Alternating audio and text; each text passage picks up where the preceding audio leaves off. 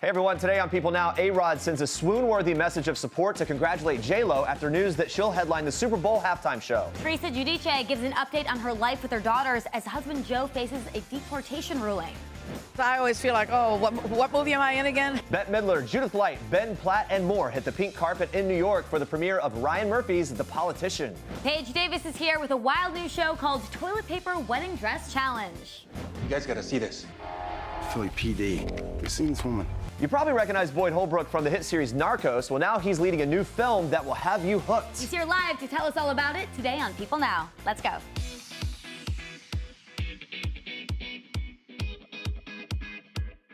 Hey, happy Friday, everybody. Welcome to People Now. Here we go. Weekend is here. Big plans. What's going on? We just had Emmys last weekend, so I'm going to be sleeping this weekend. Yeah, I know. Are you doing anything? It's sort of low-key. We're doing like a family hike, kind of up out of the city. But that to me is... Are you renting a car? I think we've got a train worked on. I don't know. I'm going to call my wife and figure it out. But anyway, we're getting out of the city, and it's going to be relaxing. You're right, though. Emmys was so huge. It was such a great weekend. You kind of want to come down. Yeah, I'm catching up on sleep for sure. Yeah. Not making crazy plans. Well, we hope you guys have a good weekend. Here's something you can do. You can just dream about what songs you would like Jennifer Lopez and Shakira to sing together at the Super Bowl. It turns out they're headlining the 2020 Super Bowl. We're very excited. Very excited. So we want to know which iconic song you want them to perform together. Do you want to hear J.Lo's take on Hips Don't Lie? Maybe a collab of Love Don't Cost a Thing. Shakira's popular Whenever, Wherever. Jeremy? It's so hard not to sing them. Whenever. I know. Possibly the classic Jenny from the Block. Vote in our People poll, or if your choice didn't make our list, tweet us using the hashtag People. We're going to check in on the results, see what you think in a little bit, but we're starting the show off with someone who might be more excited than we are about the halftime show, if that's even possible. It is. Alex Rodriguez couldn't be prouder that Jennifer Lopez is headlining Super Bowl 54's halftime show. A-Rod telling People exclusively, quote, "It's been a dream of hers ever since she watched Diana Ross soar. I'm so proud of her for not just hoping, but working for all these years to make it happen.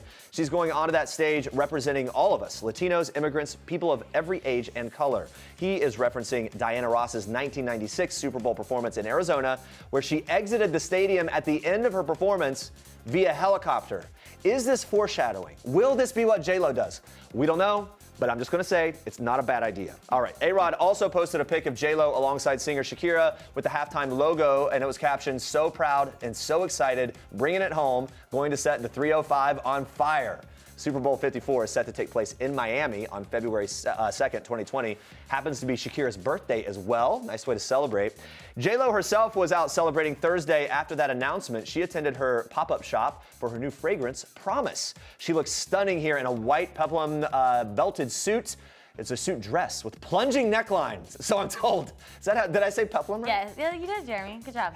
Really good day for her. Looking amazing as always. J.Lo and Shakira confirmed the big Super Bowl news earlier in the day with J.Lo posting the headlining photo captioned, "Going to set the world on fire." Shakira tweeted out, quote, "It doesn't get any bigger than this. So excited about getting on that Super Bowl 54 Pepsi halftime stage."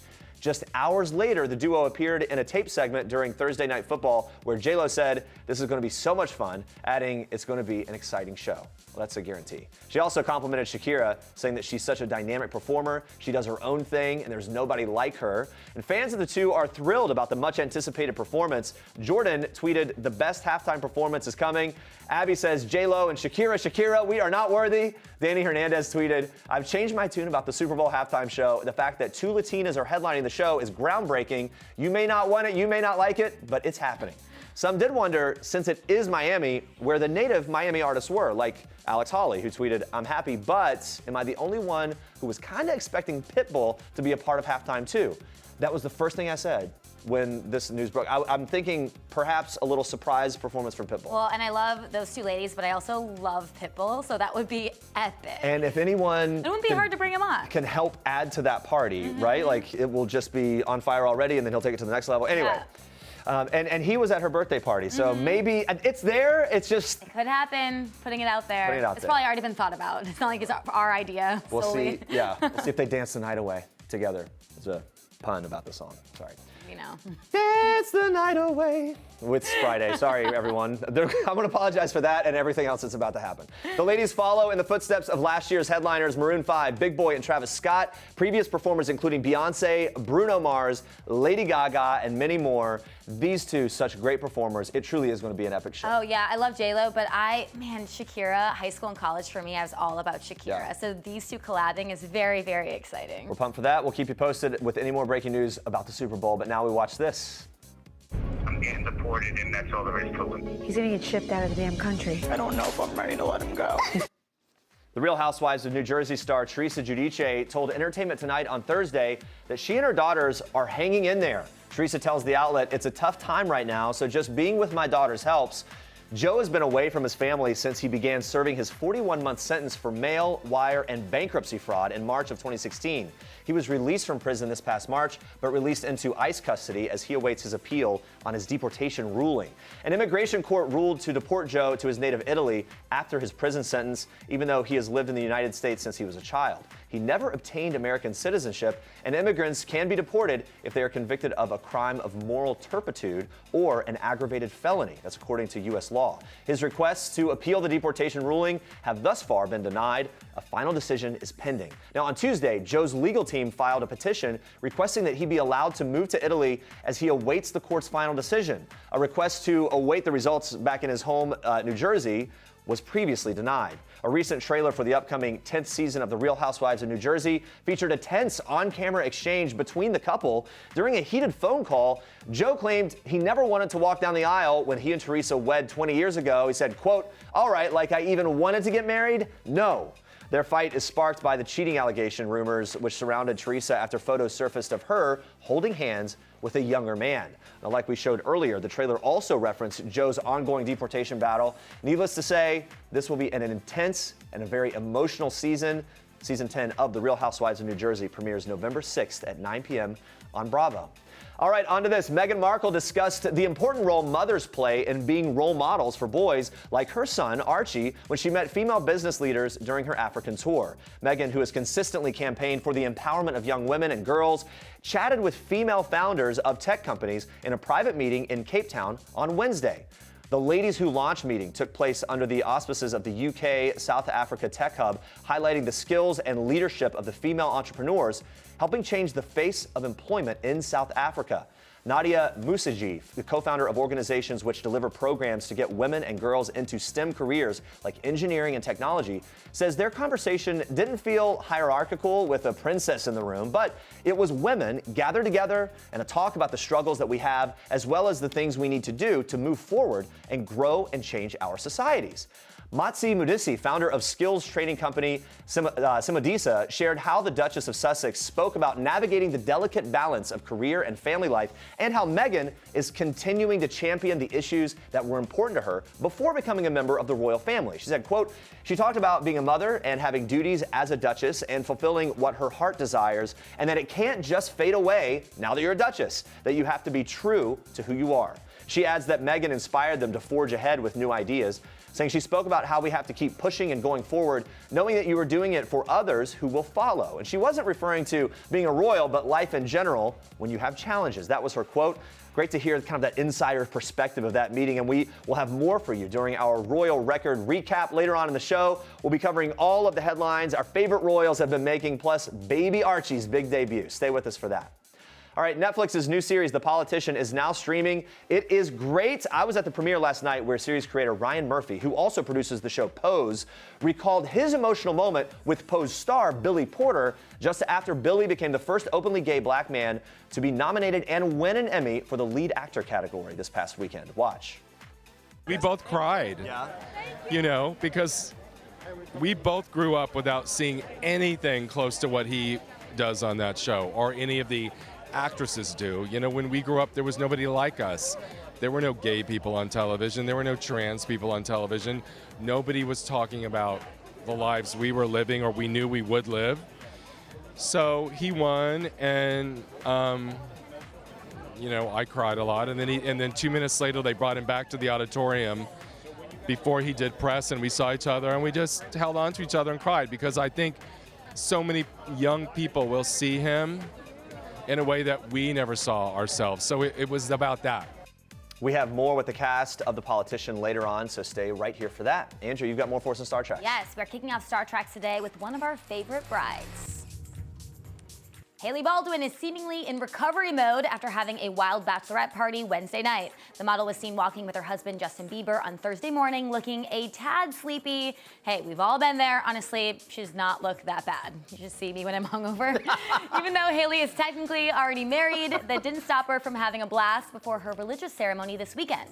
A source tells People that Baldwin's pal Kendall Jenner and a small group of girlfriends threw the bachelorette party, which started with a dinner at Isabel in Los Angeles and continued at the nightclub Delilah. The source says Hailey looked stunning in a white dress and veil. The group was in a wild, happy mood. You could tell Hailey was very excited to celebrate with her friends. She was all smiles. We love that. Hailey and Justin secretly married at a New York courthouse last September and planned a bigger religious ceremony with friends and family in South Carolina. According to TMZ, the couple save the dates indicate that they're marrying on September 30th. A Bieber source tells People they are both beyond excited to celebrate with friends this weekend. They are happy that they are finally having a religious ceremony. It's very special for them. The source went on to say this past year has really been a test for them, a test on their marriage. They're very proud of how far they have come. Justin is doing much better. He keeps focusing on his music and seems excited about it. The source adds that after the pair tie the knot for a second time, they'll be taking a break while they enjoy a honeymoon. Very deserved. So happy for them. All right, watch this. The essence of Sex and the City's Carrie Bradshaw lives on thanks to Sarah Jessica Parker. The HBO series ended in 2004, but we have episode repeats and SJP to remind us of the iconic show. On Thursday, the actress paid a subtle nod to her character when she stepped out at the New York City Ballet's annual Fall Gala in a pair of mismatched heels. So one was a bright pink, while the other was a bright yellow. Now, some of you may not remember, but thanks to a Sex and the City fan account on Instagram named Every Outfit on Sex and the City, we have the exact reference. So it was season 3 when Carrie stepped out in a pair of mismatched heels. The account referenced the moment, writing, "The mystery of the mismatched looms. Did Carrie buy these mismatched sandals straight off the rack, or did she purchase 2 separate pairs and mix them together herself? Are they a metaphor for her inability to choose between Aiden and Big? Unfortunately, we have no answers, but we do maintain that this is one of her most compelling footwear moments on the series." There you have it.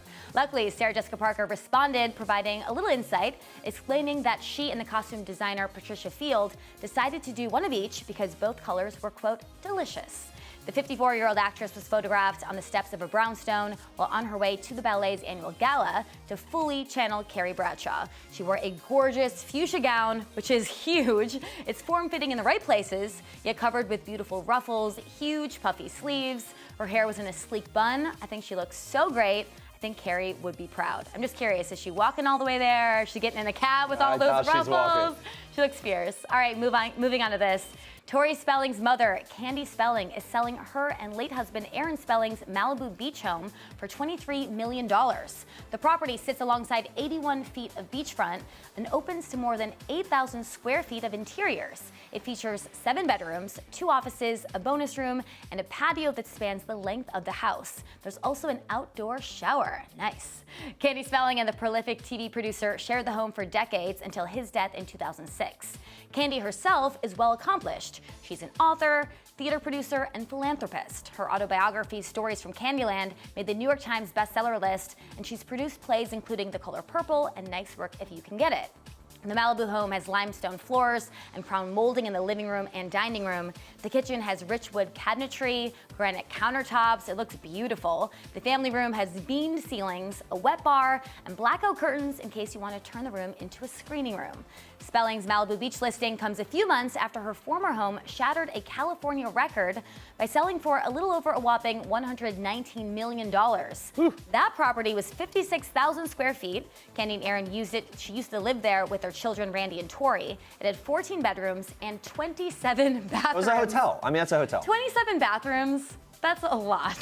So now she's making waves in the real estate scene once again. Joyce Ray of Coldwell Banker Global Luxury holds the listing with Chris Cortazzo of Compass and Linda May of Hilton and Highland. This home is definitely beautiful, so whoever snags it will be pretty lucky and probably pretty rich. And those are your Star Treks for today. All right, stay with us, guys. Paige Davis is here, and you better get ready for TLC's iconic bridal fashion event, the Toilet Paper Wedding Dress Challenge. We're very pumped for this. Plus, actor Boyd Holbrook joins us. He is starring in Netflix's new sci-fi thriller In the Shadow of the Moon. We're going to talk to him about all of that. Stick around.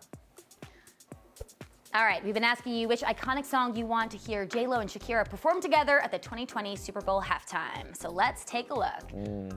Hips Don't Lie. Yeah, that's gonna be really good. What's number 2 here?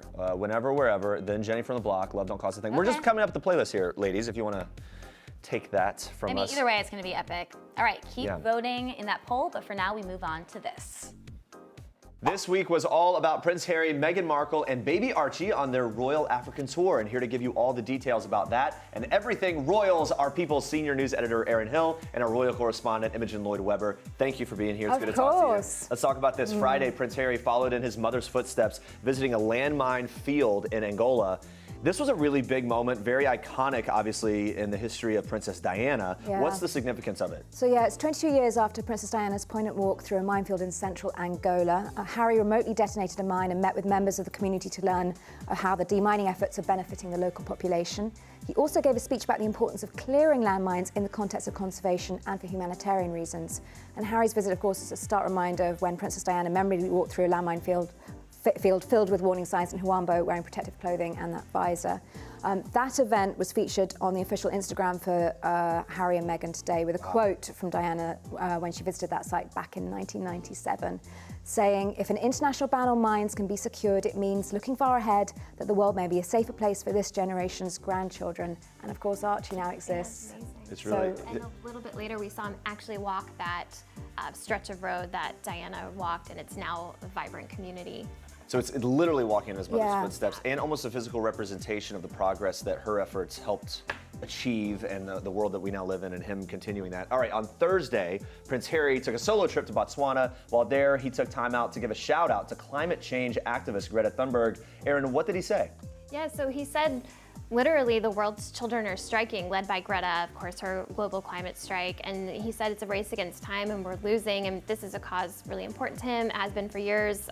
His father, Charles, was at the forefront of environmentalism in the 70s. So he's really trying to use this time where he's on the world stage to draw, attention to this. Yeah, and baby Archie also made his first royal engagement on this trip when he met Archbishop Desmond Tutu. We've been talking a lot about this. What did you guys think of this meeting and all look at the great photo ops and video that came out of this? So adorable. And I have to say, Archie looks a spitting image of Harry at that age. They've been doing side-by-side shots across the press. And I mean, little Harry, mini Harry there. So cute. And, a little bit of red hair we're seeing, and he was so sweet. And they revealed a few details that Harry said he's constantly trying to stand. Meghan said he's kind of an old soul. And we also revealed that Meghan apparently calls him Bubba, which we think is so adorable, little nickname. Erin, what does the rest of the tour look like for them? What are they going to be doing over the weekend? So Harry's going to be in Angola for another day and a half, and he's just going to continue a lot of the awareness for landmines. He will also draw attention to anti-poaching, which is another cause really important to him. He'll then move on to Malawi, where he's going to visit a school for girls, which is something that Meghan has really championed, so I think that visit's on behalf of her. And then he'll go back to Johannesburg in South Africa, where Meghan and Archie will be waiting for him, and they'll finish out the last couple days with outings with Meghan and Harry. Busy weekend for sure. And the other big royal news from this week was the engagement of Princess Beatrice. We also got a glimpse of that engagement ring. Imogen, what info do we have about the ring? Yeah, it's a bespoke platinum and diamond ring by British jeweller Sean Lean, who's a favourite of Meghan's. The main diamond is 2.5 carats. The baguette diamonds on the side are 0.75 carats. They're all from Botswana and ethically sourced. And of course, the central diamond on Meghan's ring is from Botswana and ethically sourced. The link there, yeah. And apparently, the groom-to-be met with the jeweller for like five or six times. If I can find a man that can be bothered to meet with a jeweller 5 to 6 times to design an engagement ring, wow. Find a man that, Absolute keeper bitches. Yeah, there you go. Well, congrats to them. Let's talk about Kate Middleton and Prince William. They stepped out together on Thursday, attending the naming ceremony of the UK's new polar research ship. And as always, Kate was looking great. Erin, break down the style there. Our fashion team always pays attention to what she wears. This is one of Kate's go-to coat dresses. Light blue, designed by Alexander McQueen, her wedding dress designer. She's worn this a handful of times since 2014. So this is her classic look, this coat dress. But it's a really fun event. Funny to mention, this was a ship naming ceremony, and they actually put it to the internet to name the ship last never year. do that. The #1 name was Bodie McBoatface. I remember this. It went viral because it did look like a They ended character. up instead naming it after David Attenborough, but they did name a submarine attached to the boat Bodie McBoatface. So there's a little homage there to that and internet Willie moment. referenced it in his speech. It was a really funny moment. Oh, that's Just never ask the internet for a comment. Well, especially when your boat looks like a Bodie McBoatface. Sorry. All right, this is one of my favorite stories from this It week. would be. Already on it, in case you guys didn't hear about this yet. We can now glam up our texts with the help of Meghan Markle and Kate Middleton emojis. Imogen, what options do royal fans have in the emoji game? Look at You this. can go for Kate Magie and Meghan Magie, who are by Kathy Yu. These 2 apps. Each app contains more than 100 emoji stickers, animated emojis, and hand letter word phrase emojis. Meghan Magie features some of her most iconic moments, from her first kiss with Harry as married couple to imagining their life together. Things like practicing yoga. And Kate Magie highlights her role as a mum of 3. The kids appear in it as well. Prince George is in his bathrobe. I mean, it's a whole thing. Yes. Covering George's mouth. Okay. I downloaded it yesterday. I've Yeah. already used the Meghan emoji Have you? extensively. Yes. By the way, knowing both of you, I feel like any of your text threads are now all going to be royal emojis, which is apologies to everyone. All right. What's your favorite? Did we say this yet? I love the one with Meghan drinking wine. I will be sending that to you That is a regularly. good one. Oh, there we go. Yeah. Oh, that is a good Yeah. one. Yeah. All right. I'm a fan of the yoga one because I think this is like life. It comes to life because we know Meghan is a yogi, her mom's a yoga instructor, and she's gotten Harry into it. I love that. American healthy, Brit alcohol. Oh, That's where that went. So we're not living up to stereotypes at all here in this segment. No. Anyway, but let's say this: how long until they actually do that yoga pose for a photo op just because of this emoji, right? I like that. Fingers crossed. Make us happy, ladies. Thank you so much. Of course.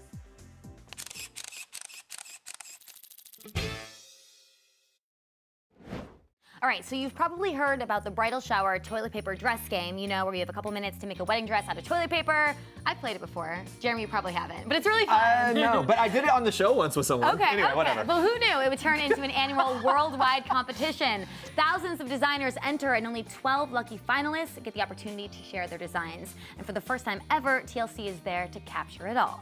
Hey, so joining us today, the host of the Toilet Paper Wedding Dress Challenge, Paige Davis, and one of the contestants, Lindsay Hines. So great to have you. Look at that Yes. amazing bouquet through the roof. Jeremy thought those were real flowers. I forgot what we were talking about. I was so obsessed because I was trying to think about the time that I got wrapped up, and it was Christian Siriano was here and wrapped me up in the toilet paper wedding dress. Whatever. Very random. It's really random. Their designs are out of this world. Before we get to the show, though, it was really nice to see you, Paige, at Hadestown last night. Yeah, she was at Hadestown last Yes. night. My husband is in Hadestown. He plays Hades. Yeah. And you were there. I mean, how many times have you gone to the show? I've seen that show way too many times. Patrick has had to have an actual discussion with me that I need to stop Yeah. buying tickets. He was nominated for a Tony for his He role, was. and you went. So how were the Tony Awards? Oh, that was the first time we'd been, and the whole night was enchanting, truly enchanting. It was a very romantic night, and it was just beautiful. And obviously, we were incredibly proud of Hadestown. Yeah. They took so many Tonys home, and it was great. That's there really we are. great. That's Tony. Yeah, my wife and I have been talking about that show ever since we saw it, and particularly as we were talking about his voice. Oh my That gosh. deep My voice. husband has an incredible. Unbelievable.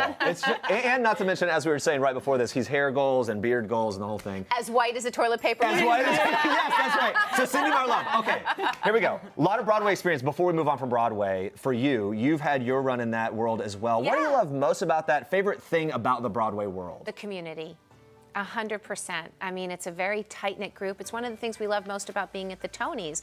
When you go, like if you go to the Emmys, I've never been to the Oscars, but if you go to the Emmys, and I imagine what it's like to be at the Oscars, those films have wrapped, and you're your own separate casts and entities, right? And it might be nice to be reunited with them, but the theater community, you've done so many shows together. Many of them are still running, and you're all within this like 4-block radius of each other. You see each other getting off the subway. You see each other at events. You see each other constantly, and it's not something you just wrap and leave. You know, they're ongoing and running. The community's really there, it's yeah. so tight knit. One final thing. Real friends, I think. Real true friends. Yeah, that sensibility does play out for sure among anyone that I know in Broadway. We saw that you're hosting a web series, The Search for Roxy, Chicago the Musical. So tell us about hosting that, and then we're going to get to the toilet Well, paper. the only thing I have to say about that is Barry Weissler of Fran and Barry Weissler, who are the main producers of Chicago on Broadway.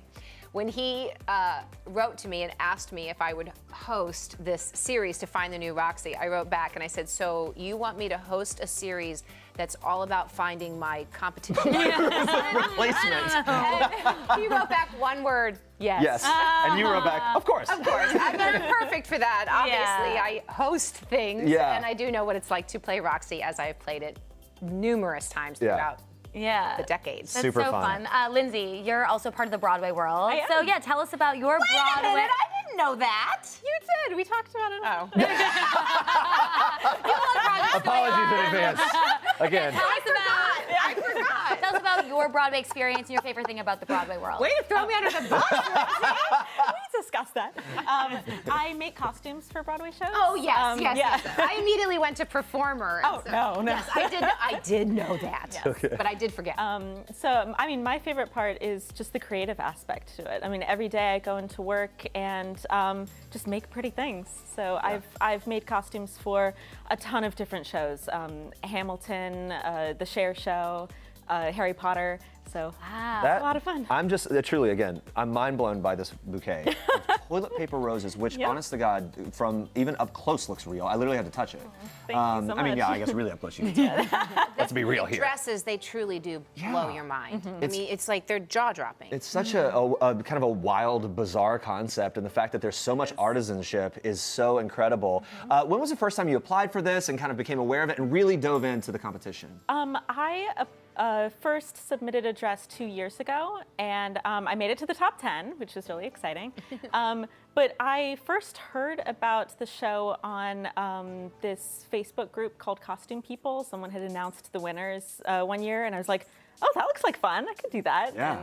And, so yes, this year was my second time entering, and I made it to the top again. She had swore that she would never do it again because the level of time and effort that it takes. I mean, you said over 4 months, right? Yeah, like 4.5 months. Every free moment she had when she wasn't at her regular job. Yep. It's exhausting. It's painstaking, tedious work. And she's like, never again. And then she found out, well, if it's going to be on TV. On a show. It takes about 4 months to do a dress. About that, yep. Some of them can take up to a year. We They look so realistic. one ply or two ply? Two ply. Two ply. Two ply's better. Yeah. More thick, right? More endurance when it comes to the water and things, whatever. You use a lot of different elements. All right. They're very sturdy, but the one thing they can't survive is water. Okay. Well, I saw in the video there, you're like patting down with sponges and like kind of creating. Yeah. Well, I mean, when the models were wearing the dresses all day and they're like sweating, it's like, no, like don't get the dress messed up. Stop sweating. Stop sweating. So one of the judges on the show, Jeremiah Brent, who was here recently, we love him. We've worked with him before. He was on an episode of Trading Spaces this past season. What was it like? With his husband, Nate Berkus, who I also know very well. What was it like reuniting with him now for this? Oh, it was super fun. I mean, he's so sweet. He's definitely the better half of the two of them. Which I'm sure you would say to their faces. I tease them all the time. No, he's a delight, don't you think? And he's so cute. I mean, how do you not want to just stare at Jeremiah all day? He's gorgeous. He's gorgeous, and he's really, really nice. He's also a really amazing designer. And he's a splendid dad. Yeah. Speaking of Trading Spaces, what were fans' reactions to the series returning? Is there going to be another one? Can you tease anything? There's no plans at this time, but it was an incredible experience to go through the reboot. I mean, just to hear the fans' reactions to us coming back and to kind of feel all that love again and the nostalgia of it. So many. We started 20 years ago. We're off the air for 10 years, so. A lot of people were coming up saying, I grew up watching your show, and then I told them they were dead to me, frankly. You didn't have to tell me how young you were. Thanks for that. Yeah, right. But yeah, it was very overwhelming. The response was very beautiful. And Lindsay, if you didn't know, the iconic status that you're sitting beside, Trading Spaces was a Jeopardy question. Next level. Oh, really? You posted about it. Yeah. I've been a New York Times crossword puzzle answer. Oh, really? The big time, Jeremy. Excuse You don't me. even know the level of stardom you are sitting. This is why, I now know if I do see you in the Upper West Side, you will act like you've never seen me before. I understand. Crossword puzzle status, next level. Guys, it's so great to talk to you both. You guys are such so excited delight about the always. show, and you guys make sure you check it out. Catch Paige and Lindsay in the Toilet Paper Wedding Dress Challenge, when it premieres on TLC Monday, September 30th at 10 p.m. 9 Central. All right, now watch this. Who has given you the best advice for soaking up the moment you're in right now? My mother. Her name is Julie Platt. Hi, Julie. Hi, Julie. She always calls me on days when a million things are happening at once and says, you have to take this in. I know, because she knows that I live very much in my head. I'm very worried often, and I'm thinking about the next thing or what went wrong on the last thing, and she helps me to take the moment in before it passes. Tony winner Ben Platt, whose career is on fire right now, heads up the cast of the new Netflix show, The Politician. So much buzz for this, and an incredible cast who were all out to celebrate last night in New York. And in the show, we dive into high school class presidential politics. It can get very intense. I decided to take a little trip down memory lane with the cast. Take a look. Back to high school. What did you think at the time was the coolest thing about yourself? Is a blue velvet suit. Probably my older sister. She's always been, appeared at least, so effortlessly cool, but also so fiercely intelligent. Probably my musical theater abilities, and I still think that. I think you're right. And I wore that blue velvet suit, I think, every day of high school. To school? Oh, yeah. That's a bold move. Oh, yeah, man. What did you think was the coolest thing about yourself? That I really could give two Fs about what people thought of me. Nothing. Really? Nothing. I remember I also wore yellow platform boots to a party when I was 14. Only later did that come, and then you realized, like, you've got the goods? I realized that I didn't have to worry about being cool. We love Judith Light. Can't tell you too much about her part in The Politician without spoilers, but she teams up with the amazing Bette Midler for an experience she will never forget. And also, she just came off the series finale of Transparent. I talked to her about what it meant to her to do The Politician. Now, watch this. It's all about ambition and how it drives you and how it changes your life and how it makes you become somebody maybe you don't want to be. Ooh, I like that. There's Bette Midler. I know. You worked with her. Yes, I know. What was that experience like, the two of you on set Heaven. together? Heaven, yeah. Just dreamy. When you're not shooting, what would you do for fun? What were you guys doing? Honey, we were shooting the whole time. This isn't like we had breaks where we went for coffee. This was like we were working. Working the whole time. What's the takeaway from working with Judith?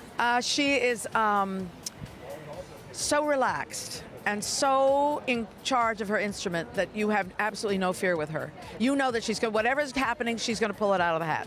So it's relaxing for her partner because you know you have utter trust in her. Yeah. And I think she trusts me too, although I don't know why, because I always feel like, oh, what movie am I in again? Yeah, right. But no, I have a complete faith and trust in her. And we don't know what the second season is going to bring, but we're really looking forward to it. The Politician is Ryan Murphy's latest project with producing partner Brad Falchuk. Now, Brad is, of course, married to Gwyneth Paltrow, who also stars in the show. It's all connected. Yeah, Ryan Murphy telling me about the dynamic between Gwyneth and Brad on set. Take a look. Just fun. I mean, they are exactly as they are in real life. You could never even tell that they were working. You know, they're like the best couple. They would make out between takes. Working with Gwyneth Paltrow, is there like a working relationship where you leave work at work and you come home and you turn it off? How did that kind of play out? Well, I never think that, you know, who you are at work, who you are at home, you're who you are everywhere you go, and I don't think you're allowed to be somebody different just because you happen to not be in your house or happen to be at your office. So, no, we were who we were at work, and the same we are at home, which is incredibly respectful and thoughtful and have a lot of fun, and, you know, she's the best. Today marks the 9-year anniversary of the Market Street murders and a still unidentified suspect. Detective Lockhart, yes, hello. What do you mean it's happening again? You guys gotta see this. Philly PD. You seen this woman? Nice to see you again. She gets torn apart by a train, and 9 years later, she's back. So probably keep me awake tonight. In the Shadow of the Moon is streaming now on Netflix, and Boyd Holbrook joins us now. Welcome. Ooh, good to see you, man. Thanks for having me. When you watch that, do you just think, man, I look so freaking cool? Because I think that of you as I'm watching. What's your takeaway when you see the trailer? Oh, I'm so proud of this film. Yeah? Yeah, I really am. Let's dive into it a bit. You're starring, following a Philadelphia police detective obsessed with this sort of serial killer. There's a lot of mystery surrounding it and how things unfold. Honestly, it's the kind of thing you can't really take a pee break. It's like there's constantly something being unfolded. You have to really stop if you're going, you know, like it's nonstop twists and turns. What do you love most about this? That, you know, it goes into so many different eras.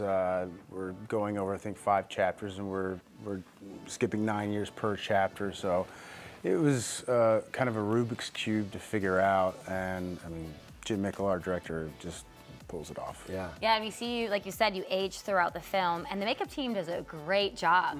Very convincing. What was it like for you to see yourself kind of get older, see the aging happen? Well, you know, we did a lot of tricks. We had an incredible makeup crew. They were from Shape of Water, Jordan Samuels, Pamela Fleet, I think I'm probably butchering her name. Sorry, Pamela. But it was amazing. You look in the mirror and you just can't recognize yourself. And I thought, you know, if this acting doesn't work out, I can become the Santa Claus at the local mall. It's a crystal ball here. How long did it take to get completely done? So I think one of the last time periods we did about 3 hours. Wow, 3 hours in the chair. What'd your wife think of the aged version of you? Yeah, I think she was slightly turned on. Okay, Oh, really? okay. like the older version, you can't wait. Yeah. Just like, let's speed it along. All right, that was weird, sorry. You did a lot of night shoots, right? For the movie, it got very physical. You're jumping and swimming in the ocean, doing all kinds of different things like that. Was there something in terms of the physical requirements that you were like, oh my gosh, this is too much, I'm not gonna do it, or did that excite you? That all really excited me. I think each, you know, looking at all these characters, it was a way to kind of, you know, chameleon through one person. You know, I think there's just so, you know, specific each time. Yeah. That you're dealing with him and where you're picking up with him in his life. Yeah, Michael C. Hall stars alongside you. We know that you were a fan of him before. Were you a big Dexter fan? Absolutely. Yeah. He's had an incredible career. And the film Cold in July that he made with Jim Mickle, our director, really kind of lured me in. Yeah. Yeah, but we hear that you two bonded not just about acting and roles, but actually real estate. So Yeah. what did you guys talk about with real estate? Well, you kind of have like a gypsy lifestyle as an actor, and you fantasize about, oh, one day I'll be in one place and I'll have a home, and what will that be like? And so it kind of turns into this very weird fetish where you're on Trulia and Zillow all the time. Check out their fountain in the backyard, my gosh. Do you That have kind of thing. The granite countertops. Do you have a dream home? You know what it would look like, where it would be? Yeah, we talk about that all the time. My wife is Danish, so you know we look at Copenhagen. Upstate New York is where we spend a lot of our time. We're just trying to figure it out. Kind of out of the city, right? Yeah. Well, you're a Yeah, Kentucky you go guy, to- right? So you want to probably like a little bit of country there, Right. I would think. Yeah, I grew up, you know, playing in the woods when I was a kid, and you go into these sets that are these hyper sort of chaotic environments. So it's one extreme to the other, and it makes a good balance. Yeah. Well, so you're staying really busy with work, going to be starring with BJ Novak or in his project Platform, right? Yeah. What can fans expect from that? He's writing and directing. BJ is a brilliant actor, writer, jack of all trades. And it's with John Bernthal, great actor, and it's about gun control, and I think it's very timely, and it should make it. Are we talking super serious and heavy, or is it comedic? What's the vibe? I think there might be some dark comedic elements to it. Okay, yeah. But yeah, it takes a very serious look at gun control. Yeah. You told our producer that BJ is a firecracker. So what was it like working with him? Was The there a quote was firecracker. Was there a firecracker moment? He doesn't like to play with like pyrotechnics or anything like that, but he's just so sharp and so clever and just, you know, a man of the world. Is that too crushy to say to you? No, BJ? that's yeah. He's just I think the world of him. Yeah, he's That's great guy. I wanted to talk to you about that a little bit. We were saying like, oh man, raising a kid, having kids in the city can be a really tough thing. Mm-hmm. You've got an adorable son named Day. Yeah, which is Leon right? Day. We call him Day. Yeah, that's such an incredible name. I love it. I haven't heard it much. What's the origin of that? How'd you guys land on that? You know, I'm named after both of my grandparents, both my grandfathers, Robert and Boyd, my dad's dad and my mom's dad, and we just like the old Southern sort of two name. I like that. And then you get into, it has to be 2 syllables in the first. And then 1 in the second. Or yeah. vice versa. Or vice versa, right? Lots of rules. It's got to be, you know, phonetically, you know. Pleasing. Pleasing, Yeah. right? Yeah. You mentioned before your wife, Tatiana, she's Danish. So Denmark is actually, it's consistently ranked one of the happiest countries in the world and attributed to successful parenting. Has she taught you anything about parenting so far? Oh my gosh, I think she's taught me probably 95% of the things Has she? that I now know. Yeah, my wife is amazing. She's got a great family, and the lifestyle in Denmark is like that. I mean, they have a great socialist sort of political, economical world, and people are just satisfied there. It's a great system. Who's the stricter parent? Is it you or her? We're both pretty relaxed. Yeah. I mean, we haven't had to get into a situation where we've had to like put him in timeout yet. Wow, well, get ready, pal. Yeah, we're not in the terrible twos just yet. Well, it's coming. Can't wait to see those Instagram posts change in tone a little bit. All right, we're gonna play a quick game of guilty or innocent with you. So we'll give you a scenario. You tell us if you're guilty or innocent of it. Ready? Here we go. Guilty or innocent of forgetting your wife's birthday or anniversary? I know her birthday for sure, and we just decided on an anniversary date. Oh, nice. Okay. Because we couldn't figure it out. All right, guilty or innocent of Googling yourself? Unfortunately, yes, the mark of the devil. Don't do that. Yeah. Do you get the alerts? No. Probably my computer would go off once a year, but. Yeah. Whoa, what is this noise? What noise did it just make? Guilty or innocent of rewatching an old movie or show of yours? Not guilty. Okay. No. Never? No Narcos? I've never properly seen that show in its entirety. Really? I had to do the voiceover for it, so I probably saw it in segments about 200 times without it running continuously. So, So it is you're kind of. I think I've seen it. Wait, let's quickly say this: Narcos being made into a video game, and you might be doing a voice or something. Yeah, they asked me for approval of a cartoon character, which is kind of surreal. Your own video game cartoon. Yeah. That's awesome. All right, guilty or innocent of watching reality TV? Oh, 100%. Oh, what do you do? I think my guilty pleasure is any Bachelor or Bachelor in Paradise. Really? Are you a fan of Peter the Pilot? The new Bachelor? I'm a fan of it all. It's just, it's fascinating to watch. It's like, guys, I respect your show. I think I treat it as a comedy. It's like, it's amazing. You're right about throw people on a beach with alcohol and see what happens. Yeah. Social experiment for sure. Yeah. All right, guilty or innocent of getting out of a speeding ticket for being a celebrity? I got out of some problems at a passport control once. Oh, interesting. They're like, Murphy. And I'll bet absolutely. Well, yeah. Yeah, that's me. I'll bet when you go home to Kentucky, I feel like that's where it's like the red carpet's rolled out. This guy can just roll through town doing whatever. You know what?